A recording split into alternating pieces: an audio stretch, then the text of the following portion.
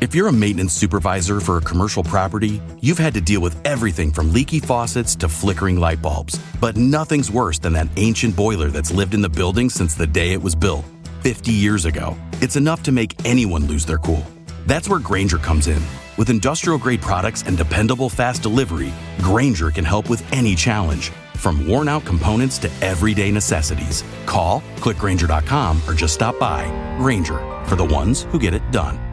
Over the past 75 years, more than 10,000 chemicals have entered our food supply, but the EU allows just 300 additives. At Thrive Market, we prioritize quality, banning over 1,000 ingredients found in conventional grocery stores. Our Healthy Swap scanner helps you find better versions of your pantry essentials, without the junk, dyes, or fillers, and everything is delivered right to your doorstep. So shop at a grocery store that actually cares about your health at thrivemarket.com/getstarted for 30% off your first order and a free $60 gift. This message comes from Greenlight. Ready to start talking to your kids about financial literacy? Meet Greenlight, the debit card and money app that teaches kids and teens how to earn, save, spend wisely, and invest with your guardrails in place. With Greenlight, you can send money to kids quickly, set up chores, automate allowance, and keep an eye on your kids' spending with real-time notifications. Join millions of parents and kids building healthy financial habits together on Greenlight. Get started risk-free at greenlight.com/audio.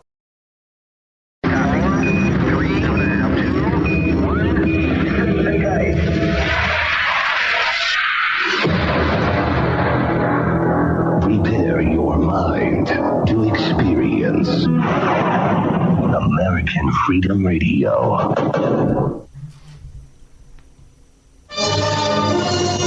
It's the Opperman Report.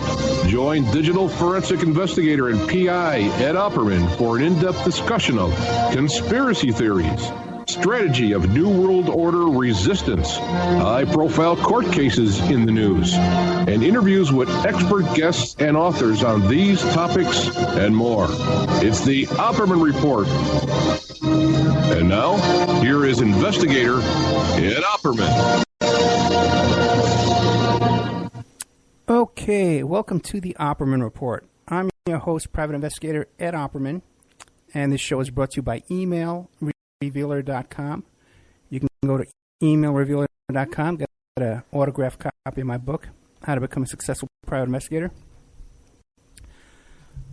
Also, too, if you think your spouse is cheating on you, well, you know what? The topic of the show today is going to be about child abuse and court and custody battles and stuff like that. We have this online infidelity investigation, but we can expand that investigation into tracking down porn sites and escort service sites and swinger sites. And that's the kind of thing. If you give us, let's say you're in litigation, right? You're going to have a custody evaluation going on. You give us your husband or your wife's email address. We trace it back to online dating websites, but also porn sites and swinger sites. And then what I can do for you is I can create a report that you can use as an exhibit. And I can even speak to your custody evaluator if it comes to that. So, emailrevealer.com, where you can get all that kind of stuff and get a copy of my book. If you enjoy this show, check out our member section at oppermanreport.com. And we have all kinds of extra content in there. I have going up in there a show I just did with Mara Moon. It's not up there yet. We just added like 12 hours of new content in the past month because I'm trying to raise money to get a car. But just did an interview about 58 minutes with Mara Moon, who was one of Corey Feldman's Corey's Angels. Okay? And she's the one who left the tour, and the whole tour fell apart because Corey got arrested for drugs. And then she left to quit the band, and she quit the tour. Fascinating story. And so she is actually coming out exclusively to the Opperman Report. She released a statement, a written statement, but this is the only audio interview she's done. And we have her coming on. It's going to go in the member section first because tomorrow night I'm airing Scotty Schwartz, who's also involved with this Corey Feldman story.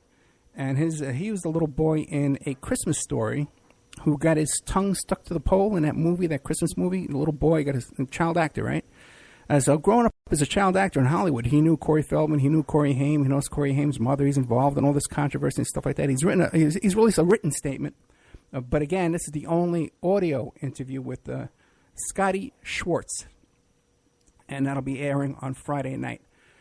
Our guest today, hopefully, if we can get her, okay, if we can get her on the line here, because she might be a little bit missing in action, is the author of the book Epidemic, America's Trade in Child Rape.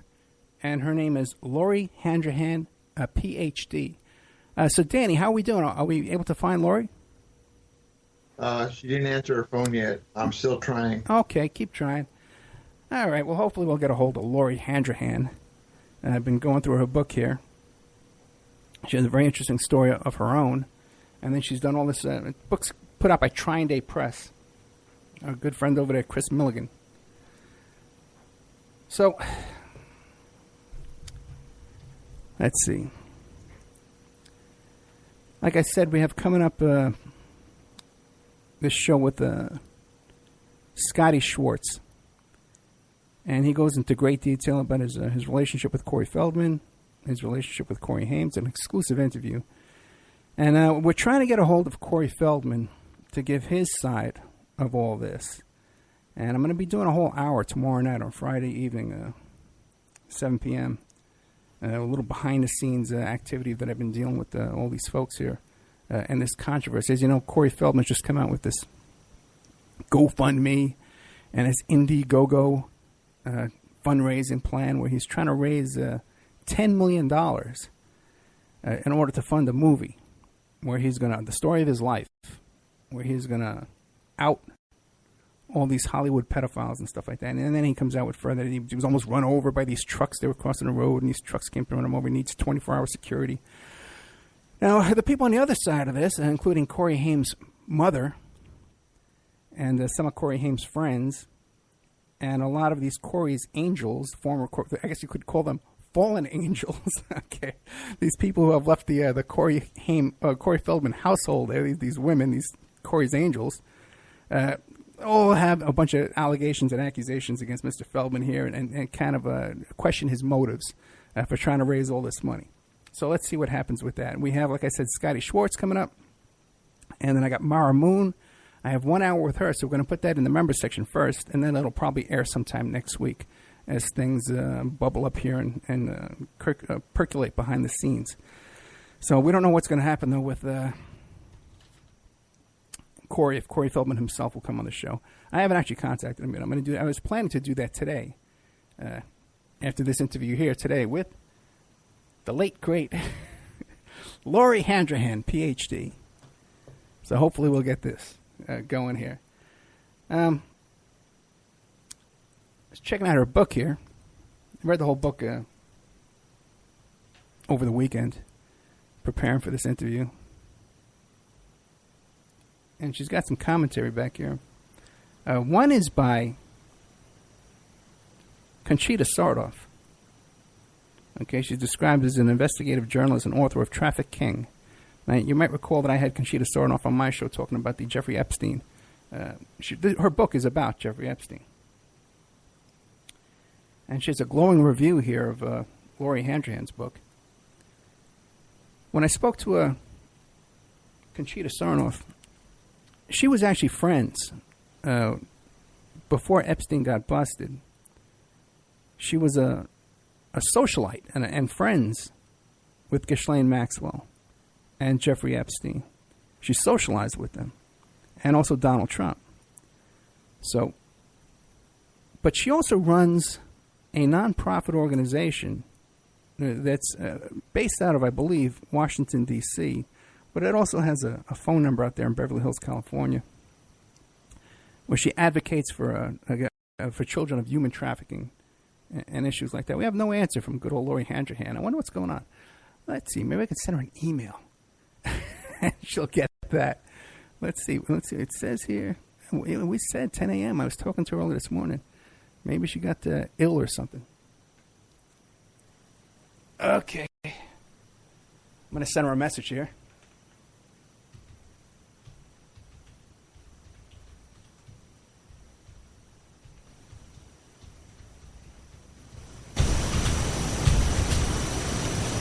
Okay, sending this message here. I said, we're on the air. Can you make it? She also has a little blurb written here in the back of her book. Well, one thing I'd like to finish up with Conchita Sarnoff is that when I had her on the phone on the interview here, we played it live. It was interesting that she kind of gives Donald Trump a pass on all this. I asked her, well, what about Donald Trump and his friendship with Epstein? And we had a little disagreement about a quote from the Vicky Ward article where Donald Trump says, yes, I knew Jeffrey Epstein for 15 years, a wonderful guy. Sure likes to have his fun. And some people say he likes beautiful women just like I do. Many of them on the younger side. So, sure that Jeffrey sure loves his, Jeffrey Epstein sure loves his social life. So we had a little disagreement about the wording of that. And she seemed to feel that Trump had no involvement with the Epstein activities. But if you look at it objectively and soberly, here you have one of the main litigants, one of the main victims and litigants against Jeffrey Epstein was Virginia Roberts. And Virginia Roberts, now she goes by the name Virginia Giuffre, and she's the one who's suing Ghislaine. Well, she just settled her suit, but she was suing Ghislaine Maxwell for defamation. And she's settled many cases with the Epstein crowd. She's the one suing suing the victims advocate group there, who never contacted her about the settlement with Epstein down in Palm Beach, Florida. But the way that Epstein got a hold of this little girl was that she was working at Mar-a-Lago. She was working at Mar-a-Lago in the women's locker room folding towels. And she was spotted in there by Ghislaine Maxwell, who is often described as Epstein's girlfriend or companion, pal. By the way, she's the daughter of Robert Maxwell. Okay, that guy from the UK that was involved in all that kind of tabloid stuff. And according to our guest Jeffrey Gilson, says it's involved in Iran-Contra, all kinds of stuff. But the way that Jeffrey Epstein was able to get his hands on this little girl was that his partner and friend, some say pimp, Ghislaine Maxwell, met her at Mar-a-Lago while she was working there in the ladies' locker room, and she delivered this little child over to Jeffrey Epstein. So this was a Trump employee that was plucked from a Trump property by a Trump friend to another Trump friend. Okay? So how you could say that there's no connection to Trump in all this is beyond belief, in my mind at least. Okay, and then you have Nick Bryant, another one here who's mentioned in the back of this book. We had Nick Bryant on the show too. He did a book about the Franklin cover-up. And let's see, what does Nick Bryant have to say about this? Epidemic has courageously illuminated a parallel universe that coexists with the universe of Little League, Boy Scouts, Disneyland, and other hallmarks of wholesome, youthful Americana.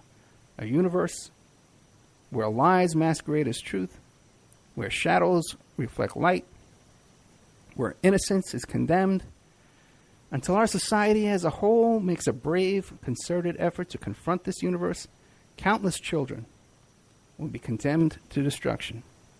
And he's the author of The Franklin Scandal, a story of power broker, child abuse, and betrayal.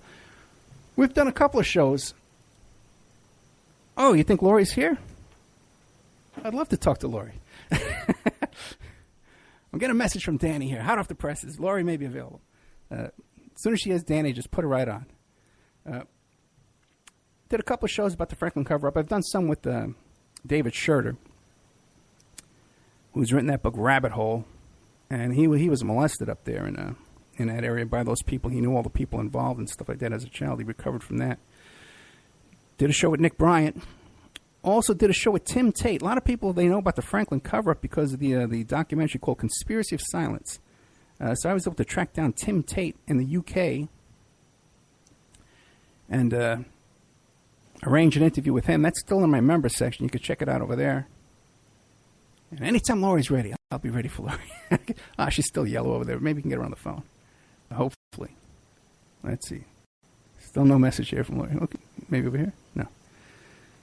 Yeah, so, and as you know, too, I was old friends with Ted Gunderson, too, who had some involvement in Franklin cover-up, and his connection with John DeCamp.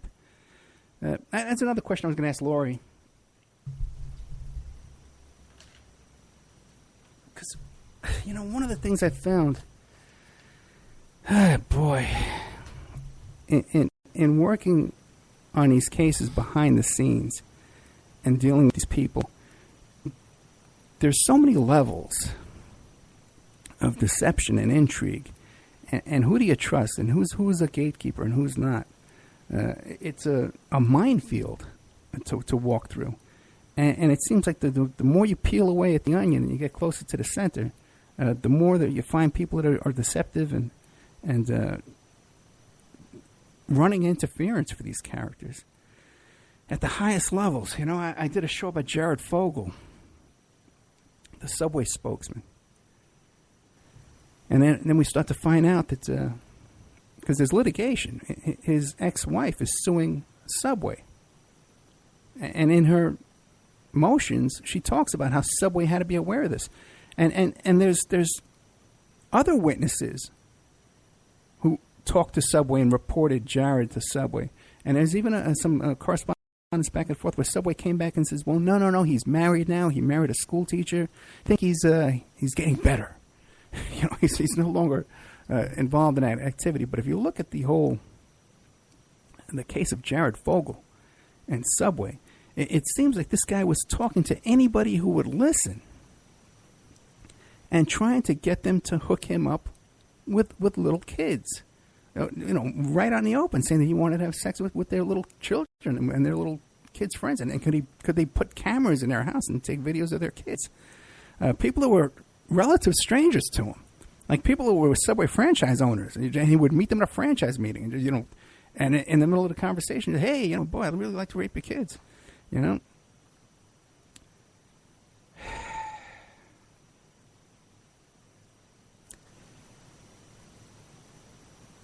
Yeah, Lori's still not online. Maybe she's an internet problem and a phone problem, both. You never know, right? Okay. Anyway, you can find Lori's book. I got a link up to the book. Epidemic, America's Trade in Child Rape, on my Facebook page. You can check that out. Let's see.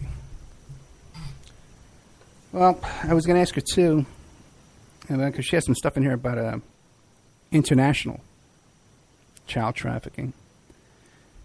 And I did a show, too, about the Russian I started looking into adoptions. I noticed the name of this adoption agency during Pizzagate, when Pizzagate was first bubbling to the surface. And this is way back when it was still on Reddit, before it hit 4chan, all that kind of stuff. And one of the people who was liking comments and pictures on Alefantis' Instagram was an adoption agency. Something like the name Angel Adoption Agency, something like that, along those lines. So I started looking into this adoption agency. And I found out that there was an incident with this adoption agency. There's this group called Save Our Sisters, who are advocates for biological parents and encourages them to raise their own kids and not put their kids up for adoption, because their experience is that it's not the best way to go. So I found that this group, Save Our Sisters, had done a whole report on their experience with this adoption agency that you found there, liking these bizarre posts on James Alefantis' Instagram. And what happened was this group, they had paid for it. And what happens with a lot of these young girls and these young women is they're pregnant. They don't want to have an abortion, but they can't afford, to pay for, go to the doctor and medical treatments. And, having a baby's expensive. If you don't have medical insurance, like $40,000. It's insane. both my brothers were born in Cuba. I think they were born in the bathroom. It makes you wonder, what's going on with this medical coverage situation. It's kind of insane.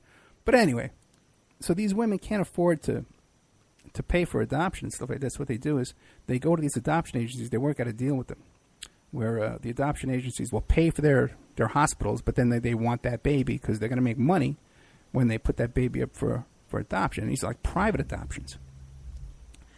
And in this one instance with this group that's connected to Alefantis, this adoption agency, when the woman changed her mind, which is, you can legally do this, by the way. If you're involved in this whole adoption thing, get a hold of a group like Save Our Sisters and get some advice from them before you get too far into this. You start signing contracts and stuff like that. And do your research. Don't go just running into this.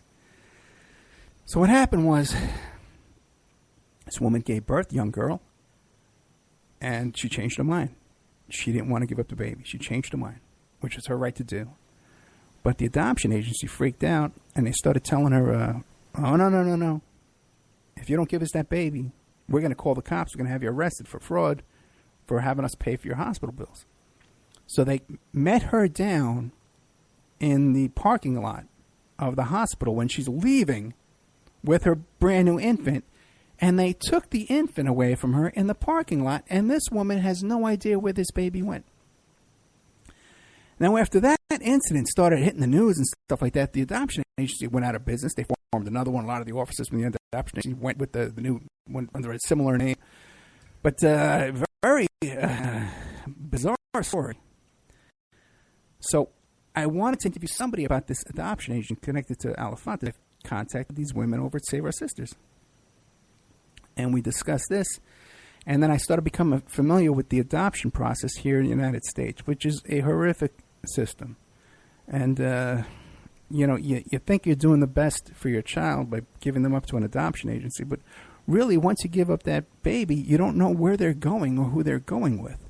And there's a lot of money changing hands. And there's more paperwork. In fact, I'm going to buy a car today. There's more paperwork and registration and documentation and Carfax and all this kind of stuff. There's more when you're purchasing a used car than there is when you're giving up your baby for adoption. So I became familiar with this adoption process. I started keeping my eyes open on it, keep my eye on what's going on here with adoptions, And then I see this, everybody's, it's on the news 24/7 about the Russians hacking our election. And you see this whole story about how Donald Trump Jr.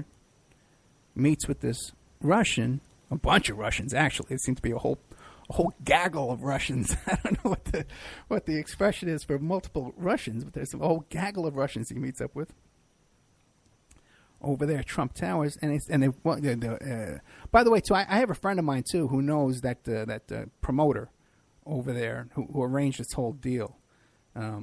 She has an interesting background herself. Anyway, she's supposed to be a guest on the show. She kind of backed out at the last minute, but maybe we can get her back. So I see, and there's an email goes back and forth. Hey, we got dirt on the Clintons, Oh, great, I want to hear this. But the official story is, oh, no. We went there to meet with them, and they started talking about Russian adoptions. Right? And I said, adoptions? Let me take a look into Russian adoptions. Because it caught maybe they did meet about adoptions. I have my suspicions about this Trump. Okay? And we know the Clintons were doing all kinds of funny business with the adopted kids in Haiti. We know that for a fact. So let me take a look. What's going on here with these Russian adoptions? I start looking into this. And I found a horrific situation where with these overseas adoptions, first of all, with many, many countries, you can just go there and pluck a kid, really. You could even kidnap a kid and take it back. But they have adoption agencies in these other countries, some of them where they are kidnapping these kids and selling them mostly to Americans who want to adopt these kids. And there's no vetting, there's no checking, there's really nothing. They just, here's the kid, get on the plane, go home. And there's quite a bit of countries that do that. Now, there's a few countries that vet you out, and Russia is one of the countries that vet you out the most.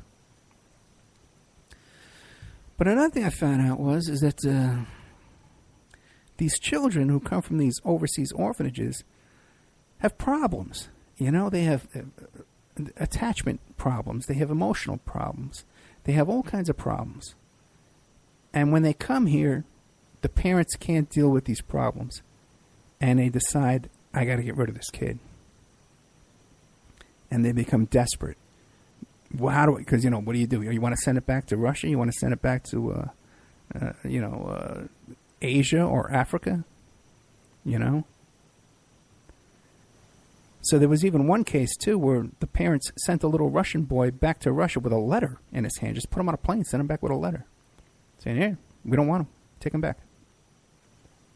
And that was one of the reasons why there were so many scandals that the Russians stopped allowing adoptions in the United States. But one of the things I found out was there's a whole underground, I guess, industry, you might want to call it, of parents who have adopted overseas orphans, and then they decide that they can't handle these kids.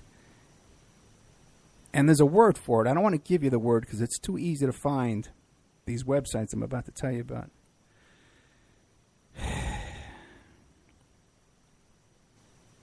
But they want to rehome the kids, basically. Like, you know, when you're putting up a dog for adoption on Craigslist, a rehoming fee, $10, right? They got these adopted kids. They want to rehome them. They want to get rid of them. And they're desperate to get rid of them. So, and there's some people that are well-meaning that try to help facilitate these kinds of things. And because there's people out there dying to get kids, and there's people out there dying to get rid of kids. But I found some websites where it seems less than ethical in their approach to rehoming these poor orphans. I can give you a couple of examples. One was a picture of a little Indian boy, and he says he's very obedient. He's very willing to please. And a little picture of the boy. And there was another one, a little picture of a little blonde girl. I think she was 9 or 10 years old. And so she's very sexually aggressive. And she's using pot and alcohol. You know, come and get her. Right now. Take her away. You know? So you can just imagine the kind of people who are tuned in to this kind of underground and what's going on. And will take advantage of this situation. And there's documented cases where this has happened. One group, they had about 10 of these kids. And by the way, too, the paperwork with this is non-existent. It's a guardianship power of attorney. You go to the Kinko's, or you go to the UPS store, you go to your bank, and you got a little form, a power of attorney. I give this other parent power of attorney over this child to enroll him in school and to take him to the doctor. Boom, that's it. And that's all the paperwork involved. There's no vetting, no background checks, no nothing. That's it, power of attorney. Take the kid. Now, they can take that to the school, they can take it to the doctor, whatever, and they can use that power of attorney because they have guardianship over this child. So you can imagine this is rife for abuse by people with ill intent. People with bad motives. And there was this one case where this couple lived on a farm. They had a whole bunch of child abuse allegations against them, child neglect, but they had like 10 of these kids that no one else wanted, you know. And they put the kids to work on a farm, on this ranch, whatever it was, and they would tell the kids, we could kill you tomorrow, and no one's going to come looking for you. Nobody cares about you. And one of the things they would make the kids do is dig their own graves. You know, they would have them working. If the kids were disobedient, they would have them start digging their own grave. And when the parents were confronted by police, they admitted that they were doing it. They says, oh, yeah, we had them dig holes, you know, and we would tell them, you're only digging your grave, you're only digging yourself in deeper. But it was a form of punishment. But the kid says, you know, we were told we were digging our own graves. And then they're also being told that, you know, if we got rid of you, no one would notice. And then there were some other cases where, one case where the parents who took this power of attorney over one of these Russian kids, actually their other child had died in their custody. They had a child that died in their custody, and they were able to go and rehome one of these kids. So it's just another example of a totally failed system that we live in here when in regards to our most precious commodity that we could have. You know, our guest here today, well, I guess we'll have to reschedule with her, Lori Handrahan, PhD. And doing research for this show, she tells these stories about how her own custody situation with her daughter, where she alleges that her daughter was being molested by her father, you know. And you really don't appreciate, you know, what a precious gift you have in your child until the courts intrude into your life and try and take your kid away from you, you know, or do take your kid away from you. And then you see all the people in these family court systems who are making a living and profiting off of this industry of ripping children away from the parents that raised them.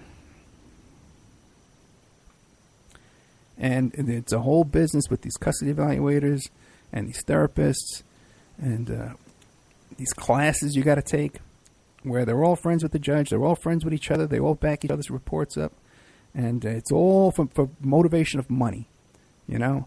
And even I was talking to one of these Corey Feldman girls, Corey's Angels, and she had the same situation with her custody thing with her kid. So, you know, it's just tragic. But as long as you have people, there's a whole system where the family court system, the judges, the therapists, and the lawyers have no problem making their living off the pain and suffering of little children. They don't even blink an eye over it. This is what they do for a living.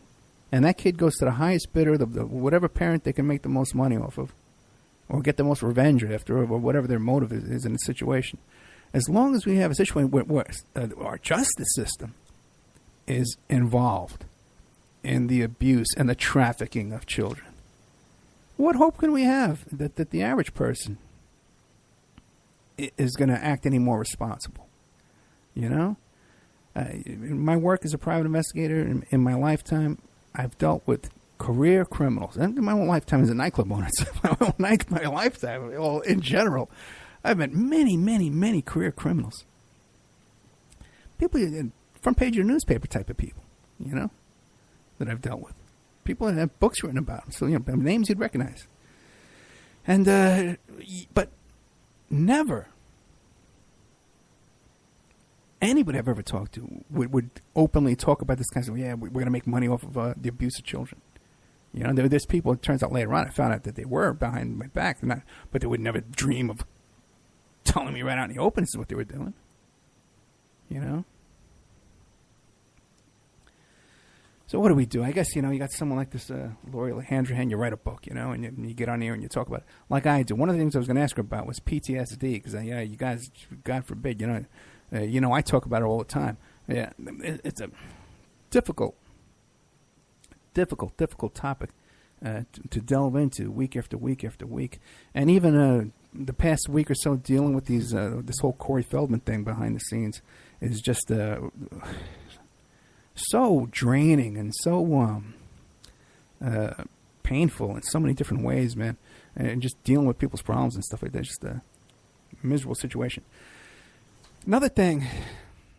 Over the past 75 years, more than 10,000 chemicals have entered our food supply, but the EU allows just 300 additives. At Thrive Market, we prioritize quality, banning over 1,000 ingredients found in conventional grocery stores. Our Healthy Swap scanner helps you find better versions of your pantry essentials without the junk, dyes, or fillers, and everything is delivered right to your doorstep. So shop at a grocery store that actually cares about your health at thrivemarket.com/get-started for 30% off your first order and a free $60 gift. This message comes from Greenlight. Ready to start talking to your kids about financial literacy? Meet Greenlight, the debit card and money app that teaches kids and teens how to earn, save, spend wisely, and invest with your guardrails in place. With Greenlight, you can send money to kids quickly, set up chores, automate allowance, and keep an eye on your kids' spending with real-time notifications. Join millions of parents and kids building healthy financial habits together on Greenlight. Get started risk-free at greenlight.com/audio. Over the past 75 years, more than 10,000 chemicals have entered our food supply, but the EU allows just 300 additives. At Thrive Market, we prioritize quality, banning over 1,000 ingredients found in conventional grocery stores. Our Healthy Swap scanner helps you find better versions of your pantry essentials without the junk, dyes, or fillers, and everything is delivered right to your doorstep. So shop at a grocery store that actually cares about your health at thrivemarket.com/get started for 30% off your first order and a free $60 gift. That I stumbled on. And you know what? It's not even I got to be careful, all right? Like, I'd love to do a report and post the links for this whole thing with these overseas adoptions where these parents are trying to rehome these kids. But I know what some of the people are like who listen to this show. I know what they're up to and what they're into, okay? And even people, you know, for the most part, everybody's cool. But I know there's a percentage out there, really creepy people who listen to this show. Okay? So if you're listening, you could be one of them. And I can't I would love to do a report and expose these things. People say, Ed, expose them. But you're really giving free advertising to it. Nothing's really happening. Nobody's doing a damn thing about any of these things, like we said. So I'd love to show you these websites I found, you know, with the rehoming these kids. You can't find a little bit of work. But I know that there's a percentage of people out there that would be looking for this and would take advantage of the situation. So I can't. You got to be responsible in what you're doing and what you're talking about. It's so frustrating in so many different ways. Because even with this old Corey film, I'd love to talk about everything I know about it. I'd love to tell you, you know, well, this is what's going on. This is what I know. But there's just so many levels to this, and you got to be responsible. And that there is some conflict of interest, too, between the PI work and the broadcasting work in that situation like that. So I have to err on the side of extreme caution for my own sake. But another thing, I would love to tell you about the stuff I found on YouTube. And I would love to tell you. Now, and people hear me complain about YouTube and to complain about the YouTube channel and people who watch YouTube. I think that YouTube does make you go crazy. I think that a lot. I think it's both people who broadcast on YouTube become obsessed with the likes and the views and the shares and all this kind of stuff. They become fascinated on that and get involved in the comments back and forth with the people on there. And I believe that affects their well-being, okay? And I think it doesn't help if you're broadcasting only on YouTube. I think you got you're in a bad form there. It's an unhealthy format to be broadcasting solely through YouTube. If you want to put your archives on there, fine, but you need some kind of responsibility. And even like right now, I'm broadcasting on American Freedom Radio. It'll be on other stations too. But, you know, I have a sense of responsibility that the station owner is going to say, hey, you can't go on air and be a nut. And, you know, you can't just, you got to have some kind of standards and ethics, you know, in order to have different stations carry, although there's some stations that just put anybody on. So I got to be careful, okay? And I can't come right out and tell you what I know about the Russian adoptions and these websites and stuff like that, just like I got to be careful. And I can't tell you the stuff I've uncovered on YouTube, which is just as bad. Now, there's a whole different levels to this. Oh, my God. And if you really saw the depth and the extent of everything that's going on YouTube, I think that people would have pitchforks and torches and go burn down YouTube and Google.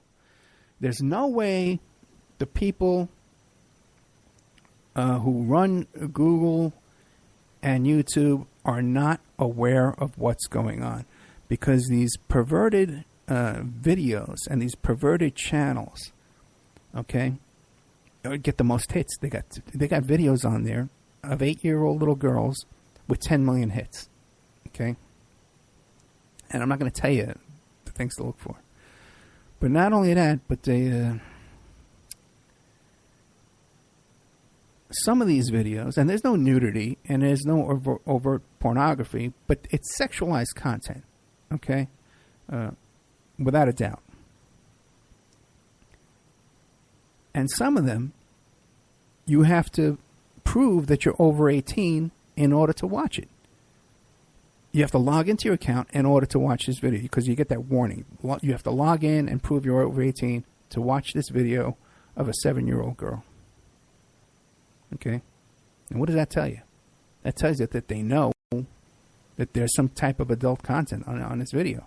And like I said again, it's a nudity. And it's not Ed has a perverse fascination and he's a prude and he comes up with these things. He said, no, you can read the comments in there. Though everyone who's watching these videos has a sexualized intent when they're watching these little kids on these videos. And they're commenting to the kid blatantly. I want to do this to you. I want to do that to you. Now, how could there be you would think, right, that if you or I, if we're talking about crock pots, or we're talking about Ouija boards or fax machines, right? There's going to be 25 ads about fax machines and Ouija boards and crock pots on our screen popping up, right? It's going to be there on Facebook. I can send you an email, and then about something about a fax machine, and then he's going to see a picture of a fax machine on Facebook or on an ad on the side of a website I go visit. So you're trying to tell me when there's 100 comments or 200 comments or 500 comments all saying that I want to do this blank to you, I want to do that blank to you, I'm doing this to myself, I'm doing blah, blah, that YouTube has no kind of software that can pick that up and detect that there's something fishy going on this website, on this YouTube video? Is that what you're trying to tell me? Obviously not. Obviously they're aware of this. Because if I can find it, anybody could find it. Okay. Now, some other people, too, have been finding these things, too, and posting about it and talking about it. And YouTube claims also, too, they're taking action. They're not taking any action. Okay, they're not taking a damn bit of action. Some of the stuff is from overseas, too. And it's organized. There's some stuff from foreign countries where they got little kids. They're going into, like, apartment buildings where all these little kids live, and they're taking them to the beach, and they're running them around in bathing suits. There's a whole thing going on. Or they're taking them back to a clubhouse where the kids are all hanging out. There's a whole thing going on here. This isn't some, you happen to go down to the beach and you're taking pictures of little kids playing in the water. There's a guy in charge. He's going to hear his voice narrating in a foreign language. He's going to a place, picking up a bunch of poor kids and taking them to the beach. Or taking them back to some clubhouse where they're doing things. So there's a whole thing going on here. Just contacted by a guy recently who shows me, he goes, Ed, when you search into these keywords with these misspellings, look what it brings up. And again, it brings up, these are channels that are well produced with backing, with equipment, with lighting, with audio. They have way better equipment than I have here. Okay? So this isn't some kind of accident. Thing going on. This is something that's organized, and YouTube and Gmail have to know about it, and you can't tell me they don't.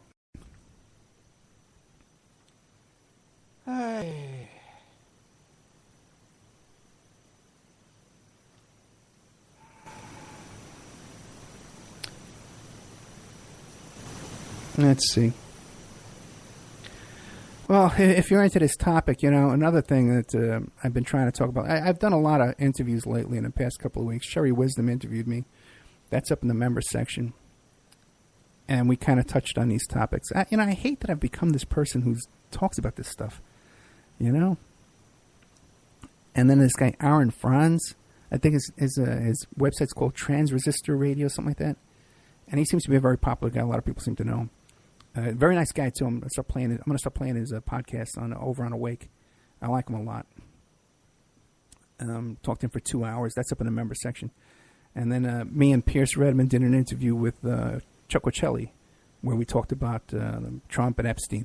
Oh, Pierce I did a solo interview where I just interviewed Pierce to follow up on that, because Pierce has done some great work on this, and he's continuously doing great work on this, where he found some connections to Roger Stone and Epstein, where there were business partnerships and lawsuits and all kinds of stuff like that. So there's some significant connections here that Pierce has uncovered. So I invite you to go check that out at the member section. over there at OppermanReport.com. I'm running a special, too. Might as well talk about that since I have to talk for an hour and a half. If I'm going to talk for an hour and a half, I'm getting paid. How's that? Okay? All right? What do you call it? Member section. I'm running a really, really good deal. $60. $60, my goodness. And I'll give you 13 months for $60. It's never been that cheap. And the reason why I'm doing that is because I'm buying a car. Okay? My car broke down, and the engine's blown on it. I'm going to sell it for just a couple $100 just to get it out of here. And then I'm raising money to buy new cars. As a matter of fact, I'm going today. I got a really, really good deal. So pray for me. Keep your fingers crossed. Wish me luck. Fast. Because if the deal is, it's through a friend of a friend. And I guess he was going to turn in the car to the for a trade-in. So I'm getting like the trade-in at the price. Okay, trade-in price. It's a Lexus. Okay? So I think I'm going to get a good deal on this. So, it's like half price of what it would be. So I'm going to check that out right after the show. So that's in our member section at OppermanReport.com. But if you want that deal, $60, you email me at OppermanReport@gmail.com, and I'll hook you right up. I'll set you right up. You send me the money. I sign you up in there, and we cut out the middleman, right? I get the money right away, and everybody's happy. Nobody gets hurt. See, I don't have to go rob any banks or anything like that. Okay? Which is what always happens when I run out of money. Gotta start doing those bank jobs. Okay. There's a show in my members section, again, about this topic. And it's something I talked to Aaron France about. Aaron France. It was about the McMartin preschool. Okay? And, it's interesting because when I put the show up, I thought that, whoa, everyone's going to be so excited. McMartin Preschool is one of the biggest topics out there. Because when I first got on the internet back in the 90s, McMartin Preschool was a huge topic of discussion on Usenet. Anybody who knew about Aquino and all this kind of stuff like that, we're all talking about McMartin Preschool. And they did a movie about it. Oliver Stone did a movie about it. And James Woods was in it. And basically what happened was in Manhattan Beach, California, close to the beach, there was this little preschool called McMartin Preschool. I got a picture of it, OppermanReport.com. And one of the mothers of the little kids in this school suspected that her child was being molested. She talked to the kid admitted it. She went to the cops. The cops launched an investigation, and a whole bunch of the kids from this school started saying, this is what they're doing to us. We're all being molested here. Medical exams on these kids. They found out that all the kids who claimed they were being molested had sexually transmitted diseases. Okay? There was a whole big commotion going on because during the investigation, the parents were in an uproar, as you could imagine, and they contacted Ted Gunderson, and Gunderson and the family contacted a geologist who came down because the kids had reported that they were taken down into tunnels and they were molested and they were doing satanic rituals in tunnels underneath the school. So they brought in this geologist, and he came down there with the ground-penetrating radar, which was new technology at the time. And he came back with a report, and he says, I can find no anomalies. I can find no tunnels. I found no anomalies underneath the school here that would indicate the presence of tunnels. He was shown, and this is when the school was still open, okay? The McMartins were still in there working and living there. And so he says, well, what about this garage? And I said, well, that garage doesn't belong to the school. That's the neighbor's garage. And he says, okay. So he never looked inside the garage, never looked under the garage, nothing with the garage. Then they had a long trial. It was one of the longest trials, most expensive trials in California history. In the middle of the trial, these characters from the false memory syndrome group, okay, by the way, false memory syndrome is not a diagnosis. It's not a disease. It's not a syndrome. It's not a psychological fact. It's the name of a company. Okay, all right. It's the name of an organization called the False Memory Syndrome.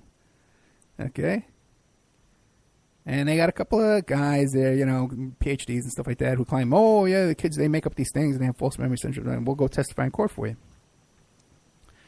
So this group invites 60 Minutes to do a show about McMartin Preschool. And 60 Minutes had the family, the Bucky family and the McMartin family, to interview them, right, at the home of these false memory syndrome guys. That's where they held the interview. And 60 Minutes did this thing saying, oh, this is all a big satanic panic, and the kids were making things up. And they were told what to say by this therapist, these overzealous therapists. Oh, my goodness. This poor family who runs this daycare center did nothing wrong. And it was actually the parents who were the bad people causing all these problems. Oh, guess who we got? Very Handrahan. She's here. There must have been mixed up at the time. Okay, so Danny, are you there, Danny? Because she says she's here. Danny boy. Okay. Danny might be taking a nap, but he should be here at the half hour. Let me just met Danny. No, I'm here trying to get her up. Okay, great. Thank you, Danny. I thought you were taking a nap. I heard you snoring. Well, anyway, we have in the members section for the McMartin Preschool, we contacted that geologist who has never done an interview in 40 years since this thing went to trial. And what he tells us is that when they raised this property, and they raised, because what happened was the family turned over the deed to that property to the attorneys. When the attorney sold the property, today there's a dry cleaners there. And when they turned the property over, they raised the building, they raised the garage, meaning, bulldoze them down. And when he went back there, he saw with his own eyes there was a hand-dug room underneath the garage. And there was a hand-dug room staircase leading down under the garage. So we're going to have Lori Handrahan on here in a second. They're just trying to work out some problems with Skype, which happens quite a bit. So now they're calling her up on her cell phone. But her book is called Epidemic, America's Trade in Child Rape. And what we'll do is we'll have her on now for the rest of this hour, the rest of the show today. And then we'll have her back to do like another hour. So we got about 5 minutes to go here. And then we got a whole another hour to go of fun games and surprises. Well, actually, a miserable topic. It's so depressing. I would like to talk to her about the whole situation with the PTSD, which has affected me so much in dealing with this topic over and over and over again. I had a guest on here once who his book was about his friendship with a serial killer. And the first thing I did was ask him about PTSD. We spent the whole hour talking about PTSD, that both of us suffer. He was a true crime reporter, and me as a reporter and investigator, just suffering from PTSD from dealing with these topics all the time. So as soon as Lori's ready, just let me know if we can get her. Lori Handrahan. The book is Epidemic, America's Trade in Child Rape. Read you a little blurb here. One thing that jumped out at me. The problem of child sex abuse and its cover-up is real. A generation of American children are being destroyed. If you think this happens to someone else's children and your children are safe, you are mistaken. Your children might be enduring sexual abuse right now while you remain dangerously ignorant. America's appetite for child pornography puts all our children at risk. Your children are mine, whether you acknowledge it or not. This book is a wake-up call about a subject too few people want to discuss. That is, while no one was watching, America has become a child pornography nation. And that is so true. I was looking up when the death of, what's his name there, Hugh Hefner, all this stuff came out about the pictures of that little girl, Brooke Shields, and about how there was nude pictures of little Brooke Shields in Playboy magazine. It was called Sugar and Spice, they called it. But they also had some equally provocative pictures, like in People magazine, of this little kid, little Brooke Shields. Hello. Oh, Lori, how are you? I'm fine. How are you? I'm good. We only have a couple of minutes here before the break. But why don't we start off, because I was telling the audience about your book, Epidemic, America's Trade in Child Rape. But why don't you tell us, who is Dr. Lori Handrahan? Well, that's me. So, you want me to explain a little bit of my background, or? Well, yeah. Before we even get into your background, just tell us about yourself. Where do you live? What do you do for a living? Okay, I'm not on the air now. No, right? we're on the air. I've been on the air for an hour. Yeah. I've been on the air filling. So we've only got a couple of minutes before the break. We've got about 3 minutes. See if you can just tell the audience a little bit about yourself. Oh, okay. Well, I have a PhD from London School of Economics, and I've been working as a humanitarian and an academic my whole life. And what do you live up in Maine? No, I live in Washington, D.C. But you grew up in Maine, right? I grew up in Maine, yeah. Yeah, I spent a lot of time up in Maine. I used to go. I was up there with a gospel tent ministry, Reverend R.J. Knight. As a matter of fact, I had him on the show, and he's based out of Maine, Falmouth and Portsmouth, Portland, Maine, and Falmouth, that kind of area. And Falmouth, yep. Yeah, yep. yeah. And we used to. Oh no, I even did a thing out there recently, a Tres Deus. This the 3 days where you go to this, and it was at a summer camp. Uh-huh. And I heard one of your interviews where we were talking about the dangers of sending these kids to these summer camps. Oh, yeah. Wow. That's a long time since I've spoken about that. But yes, a very, very important subject.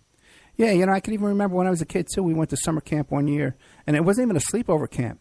But there was a lot of shenanigans going on, a lot of weird stuff with the older camp counselors and the younger boys, I would never send my children, and I would warn anybody about sending their children to summer camp, particularly in Maine, because in Maine, the Maine State Police and the Maine Internet Crimes Against Children Task Force unit that's supposed to be protecting children and prosecuting people for these crimes is very corrupt, and they are not doing anything except protecting the predators. So summer camp in Maine would be a great place for a pedophile to work because they'd have pretty much total impunity. Yeah, I listened to a lot of your interviews that are available on YouTube and stuff like that. So we're going to have a break come up in less than a minute. Okay. Why don't you give us an idea what we can find in your book, Epidemic, and then when we come back, we'll start the interview. Okay, that's great. Yeah, thanks so much for having me on. No, sure. Well, the most important thing I think about the book is that I gave a lot of data and a lot of information that is out there in the public domain but has not yet been pulled together into one source. And I also made little action items. So there's pull-out boxes all over the book that it says, right, you care about this issue, well, what can you do about it? Well, you can take action. Here's an action item. And they're easy to do action items that would actually make a huge difference. So, for example, the U.S. Sentencing Commission has not updated a public report on prosecuted child pornography convictions since 2012. We need to get that updated. Okay, Lori, we'll be back in about 5 minutes. Now, we're going to have a 5-minute commercial break, and we won't be able to talk to each other during the break. But we'll start the interview. We'll get into everything when we get back from this break. We're with Lori Handrahan, Dr. Lori Handrahan, PhD, Epidemic, America's Trade in Child Rape. We'll be right back after this.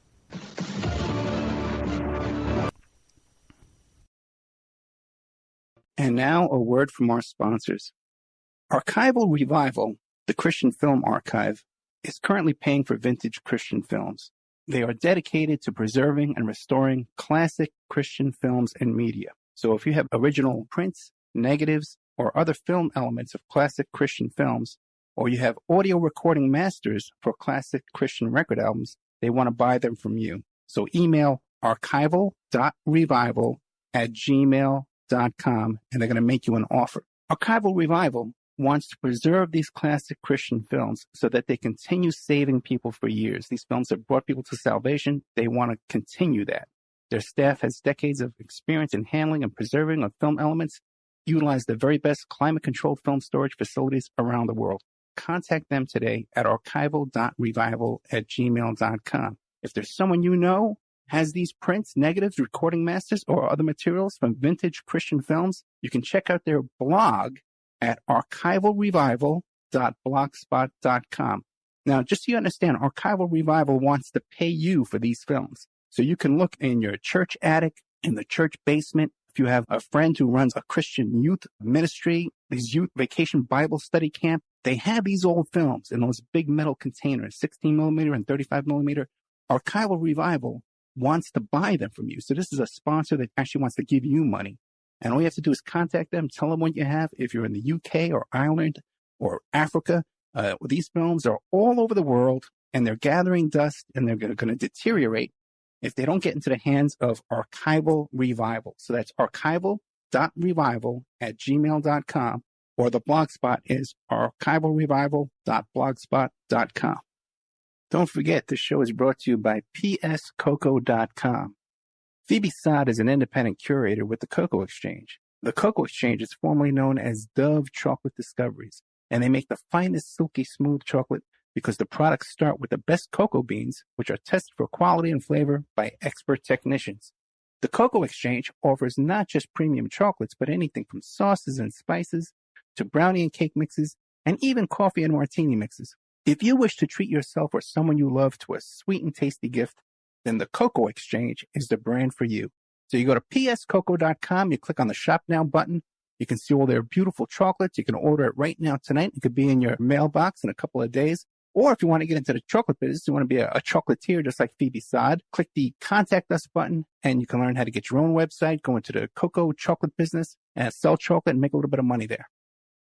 Remember, all these shows on Awake are brought to you by emailrevealer.com. You can go to emailrevealer.com and get a copy of my book, How to Become a Successful Private Investigator. But you also do all kinds of different services for you. An online dating service investigation. It's called an online infidelity investigation. And that's where you give us your husband or your boyfriend, your girlfriend's email address, and we trace it back to their online dating websites, and we return a list of all the dating sites that email is registered to. We can expand on that investigation and trace it back to porn sites, escort service sites, swinger sites, gambling websites, and even prescription drug websites. If you think your ex-husband or something is addicted to prescription medication, or involved in an extreme online pornography addiction, we can produce a report for you that you can use in court.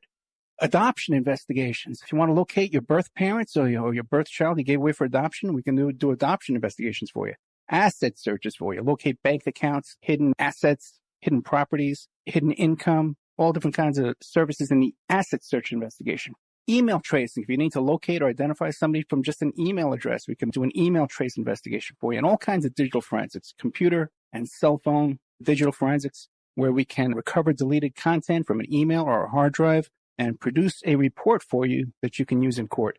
That's emailrevealer.com, or you can contact me at oppermaninvestigations@gmail.com.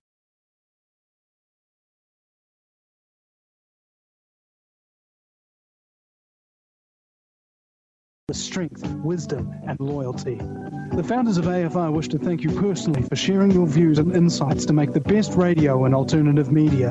Now it's time for you to give something back and play a vital role in the future of America.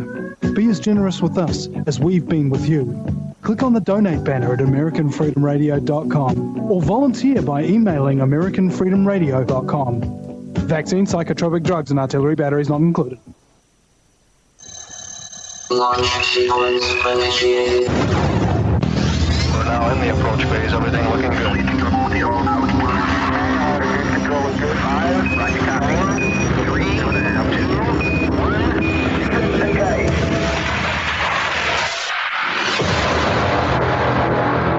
Prepare your mind to experience American Freedom Radio. It's the Opperman Report.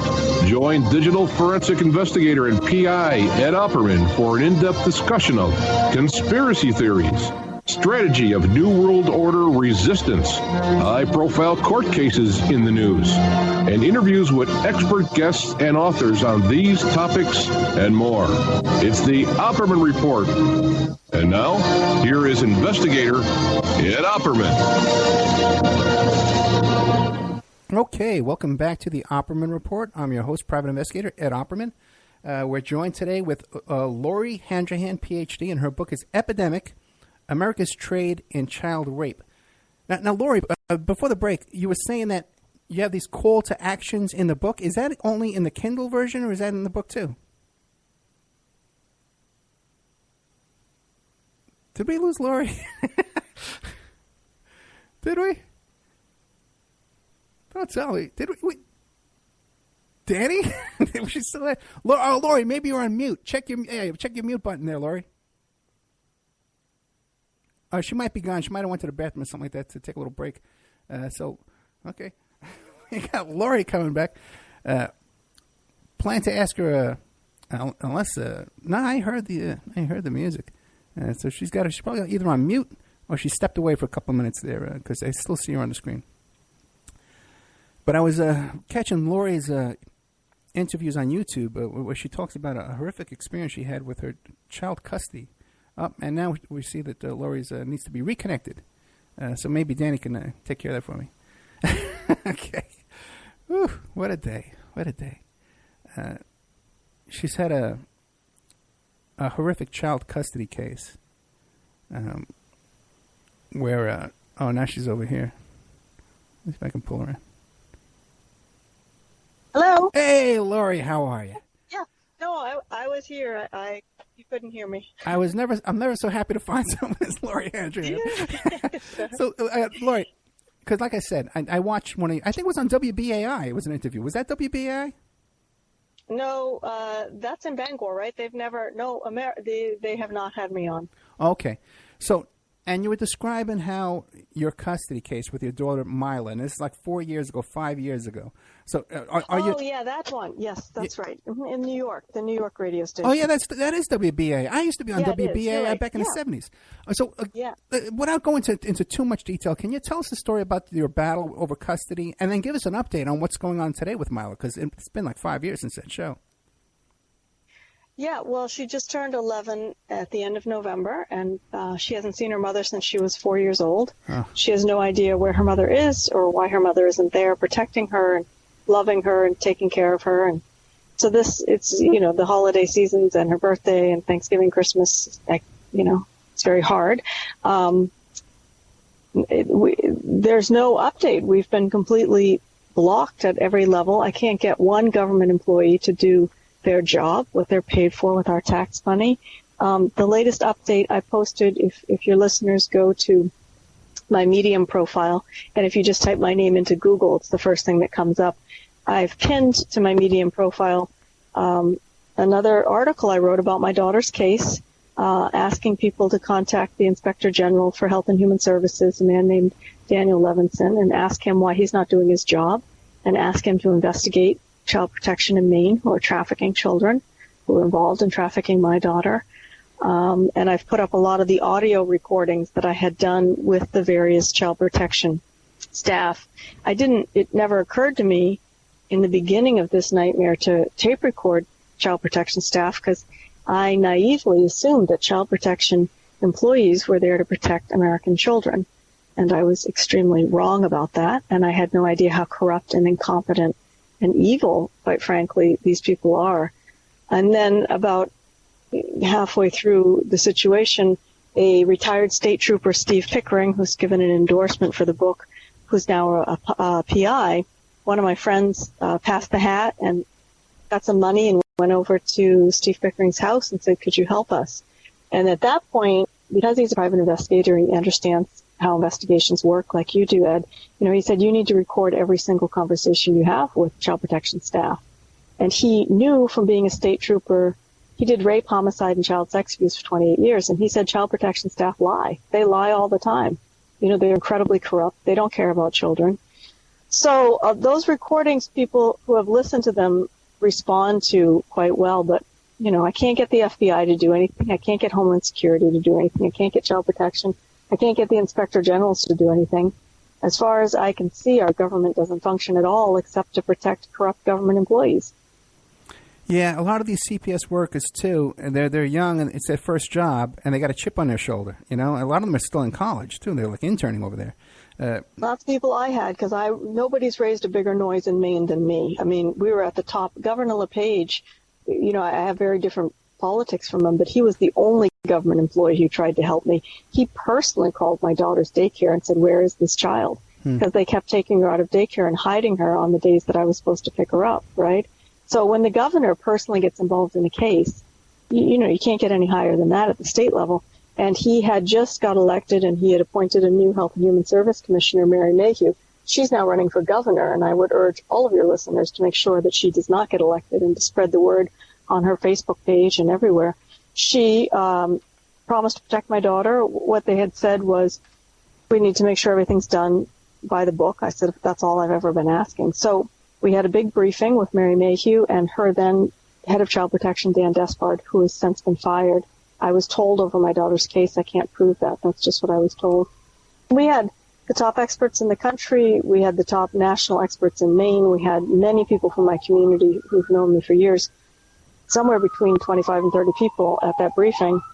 And Mary Mayhew, who was then DHS commissioner, came up, hugged me, tears in her eyes, said she'd protect my daughter. I mean, the evidence of my daughter's abuse at that point was outrageous. I mean, methamphetamine to a near fatal dose. We had the head of pediatric oncology at Yale New Haven in that briefing by the phone saying he sees 2,000 children a year in his lab, and he's never seen a 3-year-old with the methamphetamine levels this high. I mean, it was a near fatal dose. Get that kid out of there. Physical abuse, the confirmed sexual abuse. Anyway, Mary Mayhew did nothing, and Governor LePage subsequently said he couldn't protect my daughter because it was political. And protecting a 4-year-old child from rape and abuse should not be political. Now, what did the judge base their final decision on? Nothing. None of the decisions are based on anything. To look at the case, you actually have to do a lot of reading, which most Americans don't do anymore. But if you read the court transcripts and then you read the judgment, you can't even match them. You know, I mean, what happened in the court has no reality on the judgments that are issued. It's a pay-to-play. So Judge Moskowitz is taking money or something else, condos, I don't know what he's getting, but he's run his courtroom like a private ATM machine, and he will give you a judgment that you write, and he'll stamp it and put a signature on it for money. Now, can I prove that? People will say, well, no, but give me a search warrant and I can. You know, there's been enough outcry, and it's not just me talking about Judge Moskowitz. If you type his name in, there has been a huge outcry. He is destroying so many families. He is the most corrupt judge in Maine, and we can't get the federal investigators to investigate him. You know, so the reasons are nothing. I mean, my daughter was withheld from me for 1.5 years when I still had legal joint custody, and Moskowitz refused to hold a hearing. And he refused to hold a hearing because he knew that he didn't want any of this on a transcript, because I kept buying the transcripts. Now, most people can't afford to buy the transcripts because they're thousands of dollars. But I spent, every penny I had to protect my child, which is what the family courts know you'll do. It's a total racketeering scheme. And it meets all the definitions of the racketeering, the RICO statute. So, yeah, I mean... No, I can testify... There's so many other... I can testify to everything you're saying. I've been through it personally myself, and the audience knows about my story. Thank God I got full custody of my daughter today. But and as a private investigator, I hear this all the time. And what do we do if the rule of law and the courts and the people who are supposed to be in charge of all this are really the ones that are evil and the ones that are causing the most problems, putting a price tag on a kid's head and making their living off of the abuse of children? Where do we go and what do we do if this is our situation? Well, I don't know, Ed. I mean, this is why I published the book, because there's almost nothing else I can do for my daughter. And what my strategy was to kind of go around the backside of my daughter's case by explaining the context which allowed this to happen in America. And so, I had so many people say to me, well, there's no way. If your 2-year-old daughter was really confirmed for rape by her father, you'd have sole custody. This is America, after all. We have rule of law and democracy. I mean, it can't be true. I'm like, I have the forensic medical reports. I've posted them online. I'll give them to you. You can call the forensic medical people. The people in Maine who actually, talked about my daughter's case, they'll go on record. They'll talk to media. Nobody will cover the case. So the book is about that context that has allowed child protection to become an organized criminal racket, that has allowed the family courts to become a secure supply line for pedophiles, because we're in an epidemic of child rape right now in this country. So my daughter, she's not a small child or a human being to these people. She's a commodity, right? And they can make a lot of money.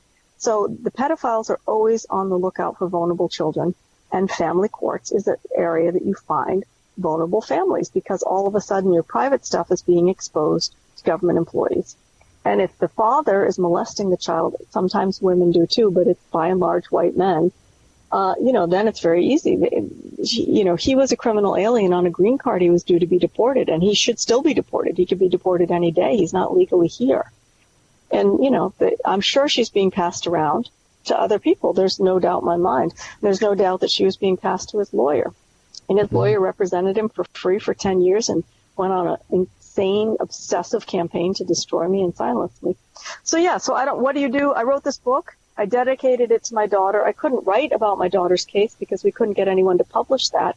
Every time we've had mainstream media interested in doing it, and I've been, up to ABC and NBC producers and CNN producers, they always drop it because Michael Waxman, the attorney, who I'm sure is molesting my daughter and helped traffic my daughter, he threatens them with lawsuits, and they say, you know what, we don't need a lawsuit. It's too much of a hassle. It's going to cause a big problem.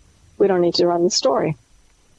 You talk about the family court being a haven for these type of people. Look at Roy Moore in Alabama. Yes, absolutely. Well, that's what I've been saying. So my soundbite is family courts are a secure supply line for pedophiles. So what most people don't understand is they think, oh, this guy just molested this one child. Like it was a crime of opportunity. He happened to be around the 6-year-old. No, these are strategic people who set up their entire life so that they have access to vulnerable children to rape because those children age out quickly. They're going to keep raping 6-year-olds or 3-year-olds or 4-year-olds or whatever their preferred age is or whatever they can get their hands on.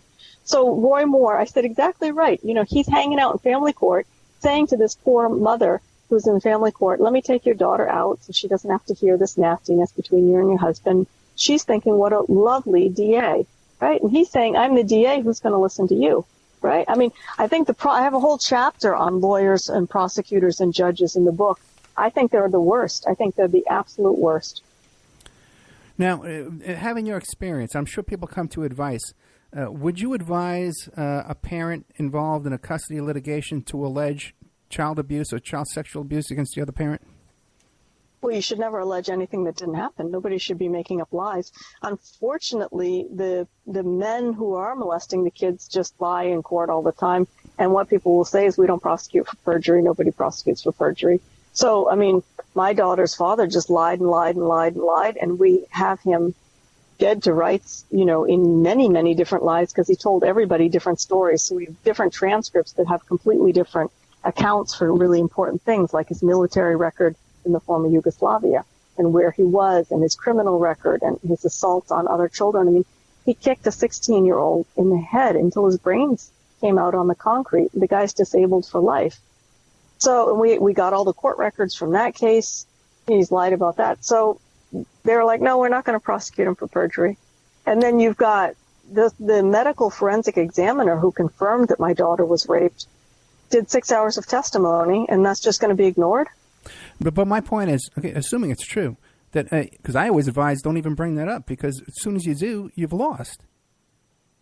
What am I not going to do? My daughter came home from a visit with her father with a shredded vagina, screaming when she was peeing because it hurt, because he had shredded her vagina when he raped her and she was 2 years old. Am I just going to pretend that didn't happen? No, I hear you. But like I said, whenever that's brought up in court, it's... Well, that's what my lawyer, Ken Altschuler, said. He said, you don't go to the doctor. Don't report this. I'm like, what do you mean I'm not going to go to my daughter was sick. She had to have she had the antibiotic. She had a UTI, which is a very classic sign of child rape. And the other thing, too, as a good citizen who believed in this country and believed in the rule of law, assumed that when my daughter was confirmed for rape, that she would be protected from her rapist. And that is not what's happening in family courts in this country. Well, then what would you advise people today, now that you've gone through this experience? Don't marry a pedophile? Yeah. I mean, and who would know? I mean, I had no idea. What I now know, because I've had to become an expert on this subject, what I now know is all the warning signs were there when I met her father, right? He loved little children. He was a part-time swimming coach for 6-year-olds. That was his favorite age group. He loved the 4 to 6-year-olds. And I should have understood that this was a huge red flag, He wanted to follow me around the world, not have a career, be a stay-at-home dad, just be alone with the children. There were many, many red flags that I missed because I didn't have a frame of reference for understanding how pedophiles think, and now I do. So like when I was looking at how many teachers have been arrested for child porn charges, one of the areas that you see coming up all the time are special education teachers. And at first I was horrified, like who would rape a Down syndrome child? Oh, a pedophile would. Why? Because the Down syndrome child can't be a witness in court. It's a strategic decision, right? So then infants and toddlers under 4 are platinum on the pedophile market. Why? Because under 4 can't be a witness in court. right? And so a corrupt prosecutor, I didn't even try to get criminal charges. I just wanted a civil protection order, right? But a corrupt prosecutor will say, well, we can't bring criminal charges because a 2-year-old can't testify in court, which, by the way, is not true because many, many circumstantial crimes are prosecuted on far less evidence. So when you were first exposed to this with your daughter, this was totally off your radar. You weren't thinking of anything like this at all? Nothing. I'm an expert in gender-based violence in war zones. So I understood that women were targeted for rape in wars as an act of war and weaponizing rape, and that teenagers. But the thought of newborns and infants being handcuffed and anally raped, no, I had no idea how common that was. But you were abused as a child, though, right? Your father. Physically abused, yeah. Okay. Not sexually abused. Now that you've lived through all of this, right, and you're right, and I know what it's like to write a book and research all this kind of stuff, even though most of this was off the top of your head, like you had this information at your fingertips, you still got to research, you got to work 24 hours a day on a book. Are you experiencing any PTSD from all this? Well, what I said when this all started, my daughter's father and his attorney launched a vicious felony stalking campaign against me.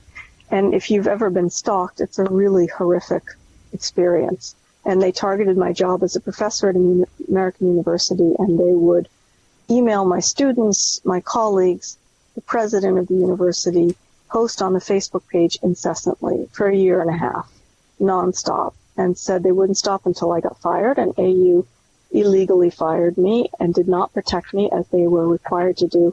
And then they took credit, my daughter's father and his attorney, online for getting me fired. When that started, I realized that I had to protect my mental health and think about my mental health the way I think about my physical health. So I lost my teeth. I brush my teeth. I eat healthy. I don't drink very much. I don't smoke, don't do drugs. I go to the gym. And so I started doing a lot of research about how to have a recipe for good mental health. So the soundbite I often say is that I watch my mental health the way some women would count calories. So every day I say, is this a good recipe for mental health? No, this isn't. This isn't helpful for me, so I'm not going to do this. And this is good for me. It's basic stuff: fresh air, sunshine, good friends. I unplug a lot. I just turn off the phone. I garden. So do I have PTSD? Probably I do.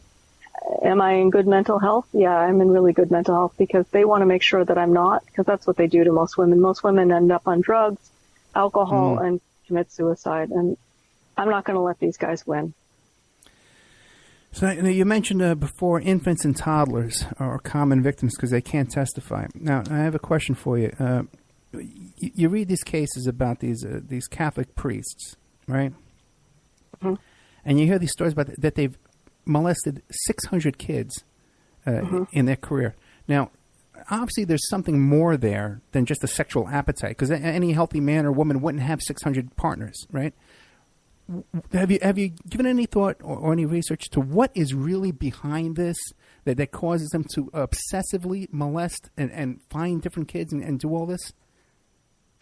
Well, I'm not a psychologist, so I often get asked that question, and the focus of my book is trying to change the structures of our government that has allowed this to happen. So nitty-gritty policy changes. Like I was saying before the break, the U.S. Sentencing Commission needs to update their data on how many people have been arrested for child pornography and the specific demographics of those arrests. So that's sort of the focus of the book, Ending the Impunity for the Crime.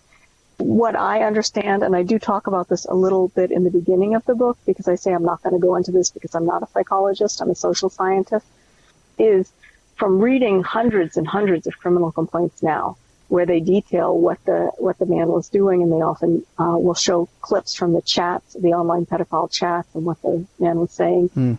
My understanding of the crime is the sex is a result of the violence. So what the men will say is that they want to see the children hurt, they want to see them bloody, they want to see them beaten, they want to see them abused, and then they get a sexual perverse pleasure erection. They get the erection out of the violence, either committing the violence or watching the violence be committed, and then that rape happens. So it has nothing to do with sex or sexual attraction. It has to do with, it's pure evil. I don't know any other way to describe it. I mean, getting turned on by causing extreme pain and suffering and torturing a small child can only be described as evil. You mentioned in your book John Grisham, okay? Now, this has only come across my radar just recently. Describe John Grisham, who he is, and what his recent comments were. Yeah, that's interesting, Ed. It's interesting you bring that up. For some reason, a little while ago, that old media report about his comment started to go viral again on Twitter. Somebody picked it up, and everybody was just seeing it for the first time. So he's, a famous crime fiction writer, famous author, and he was doing an interview on his book. I forget which book it was that had come out. This was like 2014, I believe. And he did an interview with Peter Foster, who was with the Telegraph, a British paper here in Washington, D.C., and they were videoing the interview, and it was just a standard book interview. And for some reason, in the middle of the interview, he says, the problem is that our criminal justice system is broken. I'm paraphrasing. This isn't the exact quote. The exact quote's in my book, or you can Google it. The criminal justice system is broken because all these old white men like me, or all these old white men, get drunk one night and they hit a few wrong buttons on their computer and they go to jail for doing child pornography, and they're innocent. And our jails are filled with all these innocent old white men wrongly convicted of this crime. I mean, it's like ridiculous. So I actually called Peter Foster, and then we met, and I said, hey, look, that was just in the beginning when I was starting to research this, and I was like, this is not what's happening. And let me tell you, read some of these criminal complaints. You don't accidentally hit a few wrong buttons on your computer and stumble into child torture websites. You just don't. It's hard to get into these, You have to actively get into them. And when they catch them, they're trading back and forth. They're distributing, they're not just passively downloading it. It's very hard, from what I understand from reading criminal complaints, and a law enforcement investigator who works this crime might be able to give you more detail than I could, but you can't get onto the child pornography networks unless you first give. They have to access their computer so that they can see your collection, so they know you're not a cop, right? So, because they're all very scared of getting caught. So they'll say, let me see your collection first so I know you're not law enforcement. So when law enforcement is working undercover in these pedophile chat lines, they'll show pictures that aren't of children, that are of 18-year-olds who look really young, or they sort of document the pictures in a way that make it look like they have child pornography when they really don't. But, so that was weird that John Grisham said that, and everybody freaked out. Rosie O'Donnell said his computer should be investigated. That's probable cause, and I agree with her, and he should be investigated for child porn. And then he recanted, I think, 2 or 3 days later, and said something that he hadn't meant to say that.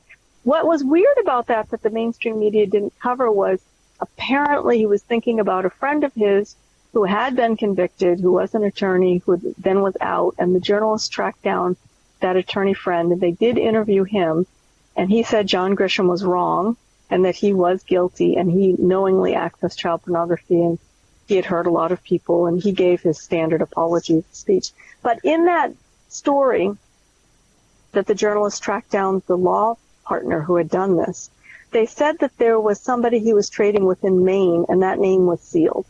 And that's what attracted my attention, because I want to know who in Maine he was trading with, and why was that sealed? Why wasn't the person in Maine he was trading with also arrested? Because that's how it goes. When they seize the computer, they will see who they're trading with, and then they'll go get those 10 or 15 or 20 other people arrested too. They usually can't arrest the whole network because they're trading with so many people. They'll just have to stop at a certain point and move on to another case. But if it was enough that it made the media that he was trading with someone in Maine, why wasn't that person arrested too? And who was that person? Yeah, that's interesting. That seems to come up a lot too. That either it's sealed or they lost it. They lost the evidence. Yeah. I'm thinking of the John Wayne Gacy case, where it just came out recently that he was living around the corner from this guy who was running a pedophile child trafficking ring, and his Rolodex had like 4,000 names in it, but it got lost.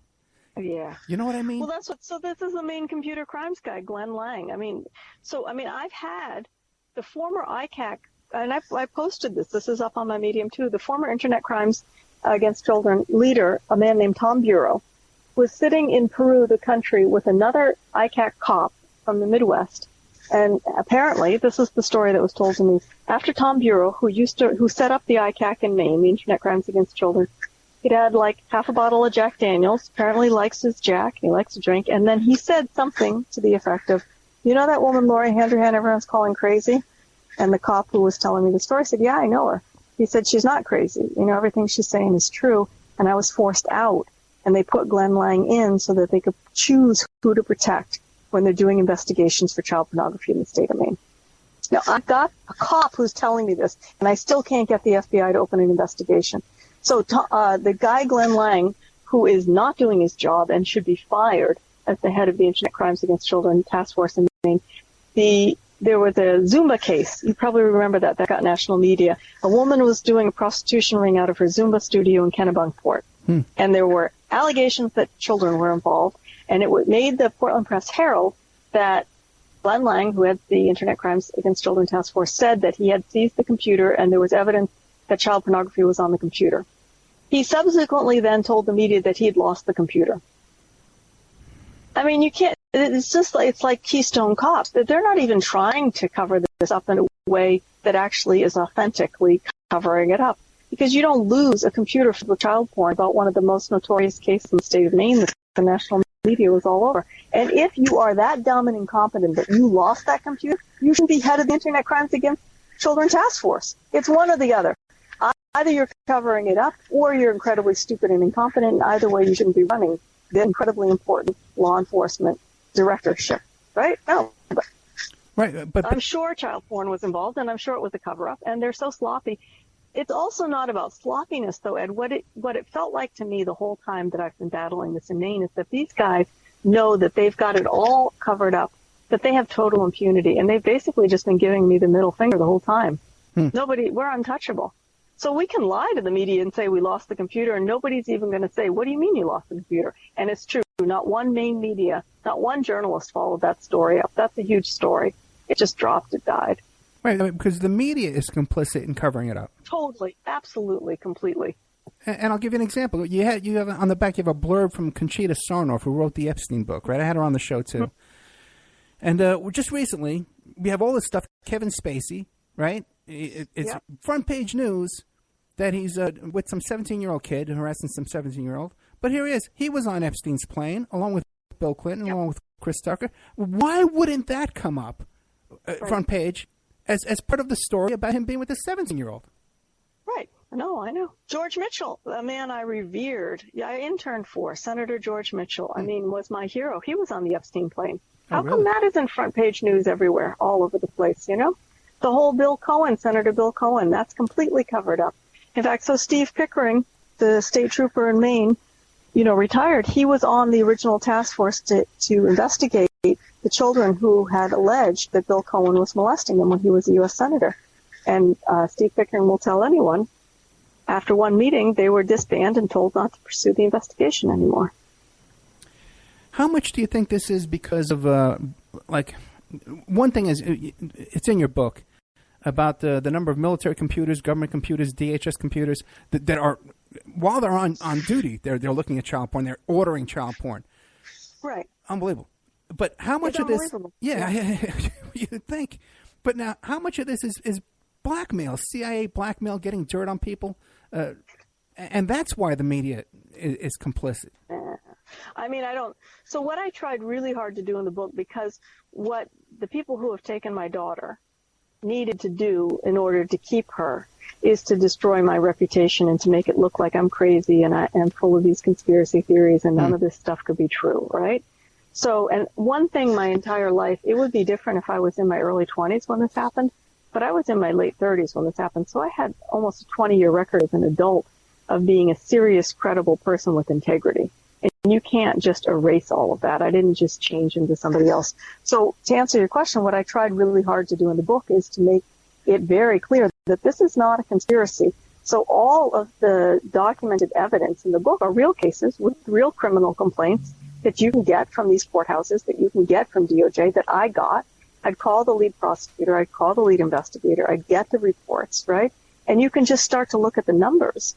So no, I don't think there's any blackmail going on with the CIA. I think that's just like nice little excuse that people can use to not face how many predators we have running our country.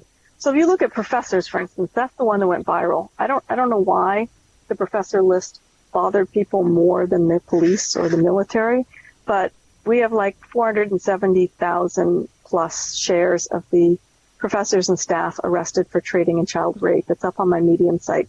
I do a chapter in the book on educators, and then I say if you want to see more, you can go to my Medium site.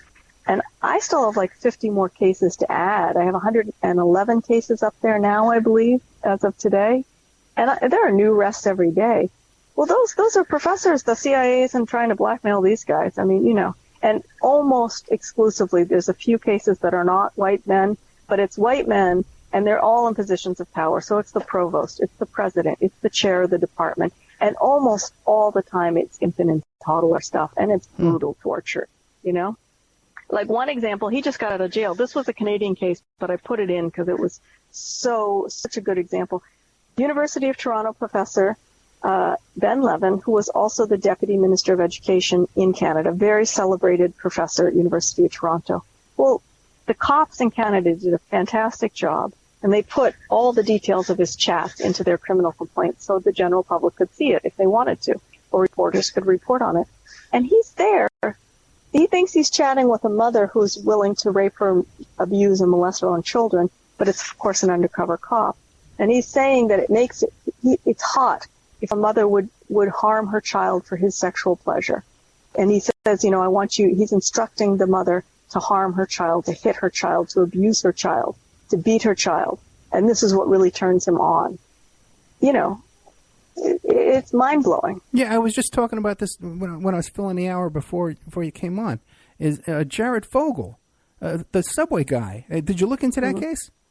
Yeah, I did. I looked at it. I have a little post on Medium about that case. Yes, absolutely. That case is interesting because the top prosecutor, what I'm told, the top federal prosecutor on child sex crimes is a man named Steve DeBroda, and that was his case. And I've talked to Steve before. He's one of the people who really gave me a very good education. He spent about an hour explaining to me, how the crime works and how federal prosecution works and what the problems were. And so, yeah, I followed that case in detail. What about it interests you, Ed? Well, the first of all is that it just seemed like he would meet someone for a short time and we would be talking about raping their kids or having them film their kids. Like this was on the front of his mind all the time. And the people at Subway knew about it because we sued Subway.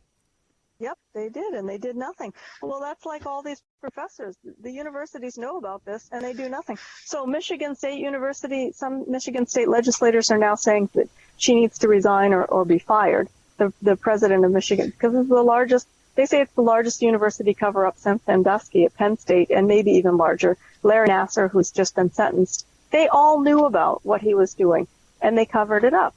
And so it doesn't make any logical sense to me. So the idea is, we have to protect the institution, so we can't let this information get out.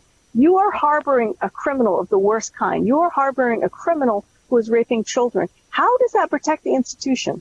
It doesn't. You've turned your institution into organized crime. You've turned your institution into something that protects criminals. That's the worst reputation damage you can do to your institution. But there's somehow this mindset within all these institutions that we have to cover these crimes up because we have to protect the institution. You are damaging your institutional reputation by letting these people rape children. Do you not understand that? I'm not familiar with the professors. How many professors are we talking about? How many schools? And they're raping toddlers as well? Oh, yeah. It's infants and toddlers all the time. Again, and there's one of the best books that I would recommend all your listeners run out and buy is Julian Scheer. He's a really, really great Canadian journalist. And he did a brilliant book. I don't have it in front of me right now, but I think it came out in 2006. But if you just type in Julian Scheer, you'll see the book. And he embedded himself with child sex crimes units. A lot of them were just starting up, internet child sex crimes units. And just sat around and learned from the cops and went on raids. And so he really describes a lot of cases and how things work. So he has one quote in the book that I put in my book as well, where there's a pedophile on a chat, and he says, I got to start molesting my newborn because she doesn't have her words yet, and my 4-year-old's starting to talk too much. So I'm going to switch kids. And that's Shear, Shear? Yeah. Okay, Julian Shear. Julian. Okay, I'll put a link to that in the comments for people to look up later. He's brilliant book. Very, very, and he's an excellent journalist. And he wrote the book in the way a good journalist does. It's kind of a novel style tone to it, so it's easy to read, even though it's about a very, very hard subject. And don't forget, the audience can't forget, we're talking to Lori Handrahan, PhD, and her book is Epidemic, America's Trade in Child Rape. It's by Trine Day. And then there's a link, too, in the comments in the description. Now, with all this stuff going on right now with Harvey Weinstein, right, and the Me Too thing, now, right, I think it's a pretty good thing.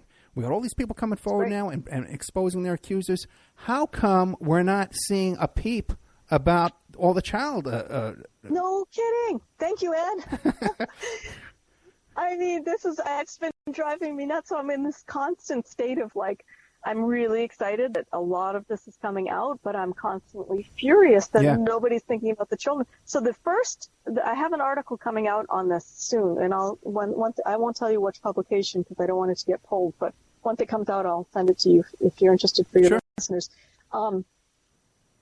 Woody Allen's stepdaughter, Dylan Farrow, was the first one. She had an op-ed in the LA Times last week. I don't know if you saw it, but she's the first one to say, what about the children? And she called out all these Hollywood actresses as hypocrites. You know, she said like Kate Winslet and I don't know all the names of these Hollywood people, but she said, why are you focusing on Harvey Weinstein?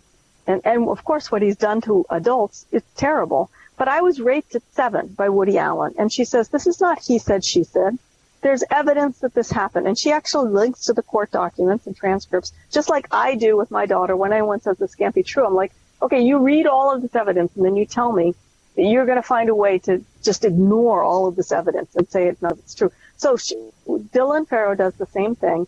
And she says, you're all hypocrites. You all continued to work with Woody Allen because it benefited you, because you earned money and it helped your career. And if you really cared about the Me Too silence breaker movement, and you were really such a silence breaker, you would stop working with Woody Allen right now. You know? And it's heartbreaking because she's like, what about me? What about Me Too? And then she says, and of course Woody Allen did, it was his stepdaughter, right? What pedophiles do, what happened to me. After he raped her, he then tried to get sole custody of her. Now, she was lucky enough, and Mia Farrow was lucky enough, that in that particular court that they happened to be in, just by luck, because if that judge had been a pedophile, I guarantee the kid would have gone with Woody Allen. The judge said, nope, I'm not going to, there's sufficient concern for the child. And the evidence that they had of her rape was nothing compared to the amount of evidence I have of the abuse and rape of my daughter. So she wasn't placed in the sole custody of Woody Allen, but he attempted to get that, right? And then she said that what people have done, he has a whole team, just like Harvey Weinstein, just like Michael Waxman, the guy who's gone after me, my ex-husband's lawyer.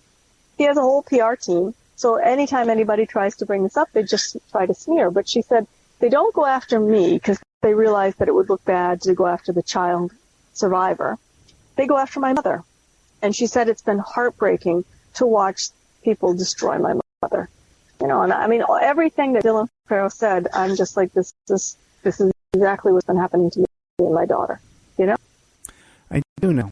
And you know, they go after Matt Locke, you know, justifiably so. But Eddie Couric and George Stephanopoulos and Woody Allen are over there at this welcome home dinner for Jeffrey Epstein, trying to rehabilitate him. Why do you think in the last election there was connections both to Trump and to Clinton? Why do you think it didn't come up? And they were throwing so much dirt at each other about a lot of stuff. Why do you think that didn't come up? That's a really good question. I have no idea. I basically checked out of the political process because I do. I mean, I've just given up. I mean, as far as I can tell, both parties are just very organized structures for crime and corruption and greed. And they get most Americans to get caught up in this false idea that the parties are different. So we fight against whether you're a Democrat or Republican. We won't talk to each other. And they're all laughing their way to the bank and raping kids along the way and everything else that they're doing both. My question is, I had Conchita Sarnoff on the show. Why do you think she gives Trump a pass in all that, in her book? No comment? Did I lose you? let me go over here. No, she's still. Are you there? I hope you didn't hit mute. Did you hit mute? Okay, we're here with the Lori Handrahan. We're going to have her back. Okay, we're going to have Lori Handrahan come back so we can spend a whole hour when we're not having all these kind of little problems here and stuff like that. So I hope Danny's there trying to get her back there. Danny, are you there? Trying to get her back on? Yeah. Because Danny's running the call. Maybe I can pull her in, see what happens. No, I can't. I'm going to have to start hosting these calls. Hey, Danny, if you... Danny? Lori Handrahan, the book is Epidemic. Oh, if she... Yeah, okay.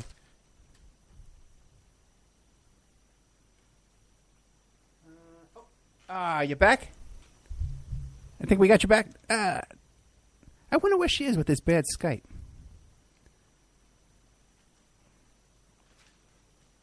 The book is Epidemic, America's Trade in Child Rape. One thing I'm going to ask her.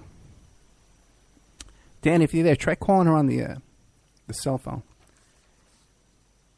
We see all the time this meme on Facebook and on Twitter where it says, do you think we should bring back the death penalty for child molesters?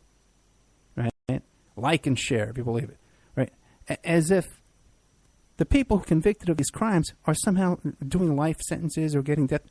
The average sentence... Oh, you're back. Okay, great. Hey, boy, we got some trouble today, huh? Okay. Skype is terrible. Well, I just thought I'd chat to you. I mean, Skype is not so great so I can hear you, but for some reason you can't hear me. It keeps cutting out, and I'm not touching mute. I promise that. You can just sit in here quietly.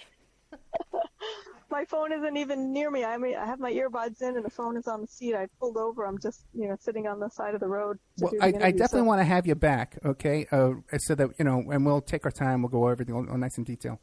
But a question I have for you is Conchita Soronov's book, where she kind of gives Trump a pass with his connections to Epstein. Where do you fall in on that?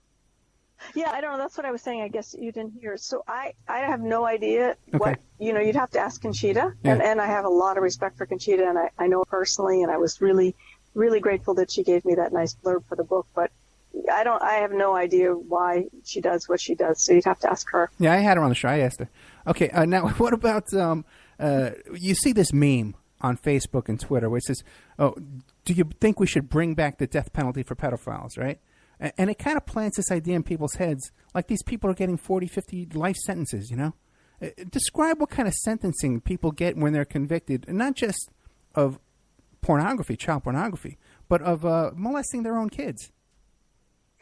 Yeah, well, so first I'm completely committed. Nonviolence is my philosophy, spiritually, politically. So, and I also, on Twitter, I often will get people who will issue death threats to pedophiles, and I immediately block them. Sometimes I'll say, I absolutely not. I don't believe in that kind of reaction, and then I block them. So I don't believe in the death penalty under any circumstances whatsoever. And I think that the death penalty has been used wrongly on many innocent black men who have gone to jail in our broken, corrupt criminal justice system. So, but I do believe, and I talk about this in the book, very long jail sentences. But what's more important than a long jail sentence is lifetime on the sex offender registry and lifetime supervised release, because these guys will reoffend as soon as they get out of jail. Absolutely. And so I have one professor at Christopher DeZutter at the University of Rochester, Minnesota in Rochester. He got only 4 months. His computer was literally, the investigator told me, dripping with child pornography, brutal, awful stuff. I have clips from his criminal complaint up there. He had married a single mother with a young girl. I would be surprised if that child wasn't affected, but she and the child, their names weren't made public, which was good to protect their identity. And he was never prosecuted for anything other than the child pornography itself. He only got a 4-month jail sentence, which was outrageous considering the volume and the quality of what he was doing. And his relatives contacted me. I get a lot of people reaching out to me now, especially on that professor list, and asked me about it because they were all saying, somebody was saying that, well, he could be cured with therapy and he shouldn't go to jail, which is absolutely ridiculous. There's, You can't cure a meth addict with therapy. You can't cure a bank robber with therapy. You can't cure somebody who puts a gun to my head when I'm walking down the sidewalk and steals my purse with therapy. I mean, these are crimes. Prosecute the crimes. And I say, sure, the pedophiles can have therapy. Let them have it in jail. And let me tell you, if the psychologists and psychiatrists had to go to jail to provide the therapy for the pedophiles, the mental health profession would not be calling for therapy for pedophiles. It's a money-making thing for them. In any case, Christopher DeZutter, he gets out of jail. He reoffends immediately. And now he's back in jail. He reoffended while he was on probation. So lifetime probation, lifetime supervised release on the registry, and chemical castration. I mean, mandatory chemical castration. I don't say absolutely, but it's something we should start talking about. You say therapy. You're right. From my experience in dealing with these therapists, especially here on the West Coast, back on the East Coast, I had better experiences. But my experience dealing with these therapists, they're up for sale too, and they're just as perverted as these criminals. So we're gonna put these criminals in the hands of these therapists. Well, that's what I said. I do this. I have that little section where I say I'm not a psychologist and I'm not going to deal with it. And I said you could do an entire book just on all the psychologists and psychiatrists who've been arrested on this crime. Right. I mean, you could do an entire book about it. I think it's rife in the mental health field. What about, you mentioned too in this specific case about the woman who was the guy targeted her because she was a single mother with a child. Do you get into the statistics involved with the single parents who start dating and bringing partners into the home, and how at risk that puts your children? Yeah, it's a really good question, Ed. Thank you for asking me that. No, so the whole point of the book is that nobody has the data because the data hasn't been collected. And why hasn't the data been collected? Because the U.S. government isn't doing it, even though they're supposed to. And any professor like me who starts to research this is run off the university because so many pedophiles at the university don't want us to get the data. If there's no data, there's no crime, right? So, and then those of us who talk about it are just crazy conspiracy theory people. This can't really be real. Serious people aren't talking about it. There's no data. So we don't know. And that's my point is we need to get the data, and that needs to happen.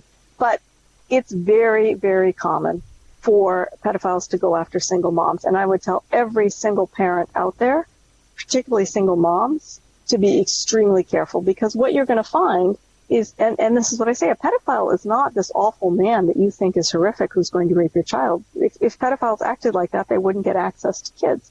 No. The pedophile is the nicest person who loves children, who just adores children, who wants to be around children all the time, who will be there to babysit, who will be there to say, your career goes first. I'll be the stay-at-home dad. Let me take care of the children. And you think, wow, this guy's so wonderful. Every single case, I see it over and over and over again. He was the youth hockey coach. He was the Boys and Girls Club volunteer, and excessive. He gets a point of light recognition because he did 40,000 hours at the Boys and Girls Club, right? Of course he was. He is a pedophile. He needs to get access to kids. So when they target the single moms, the single mom thinks, wow, I've really had it hard. And all of a sudden there's this wonderful, charming man who loves my children, who doesn't care that it's from another marriage, who doesn't care that I'm divorced and single, who just wants to take care of me. No, and they're there molesting the kids. They want access to the kids. I would.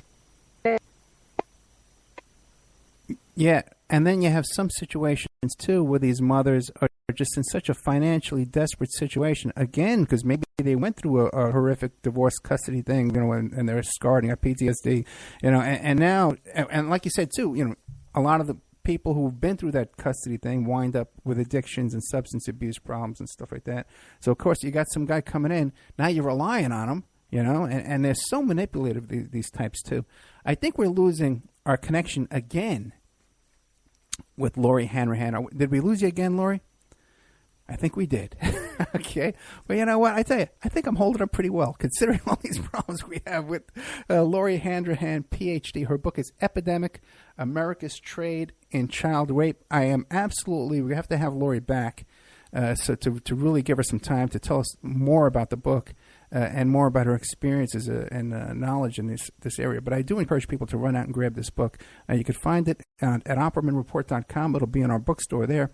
Her website, if you go to the Medium page, if you just Google, here's how I found it. Google Lori Handrahan, PhD. Then you'll find her Medium page, and then you click on her name on that. It'll take you to her page for the book. which I don't have in front of me. You can find this book and also great reviews on Amazon, so check that out as well. Hopefully we'll have her back to sum up her opinions on the book here. Maybe she'll find her way back here. Are you there, Lori? No, she's not. Okay, I wanted to ask her about Pizzagate, too, what she thought about that, because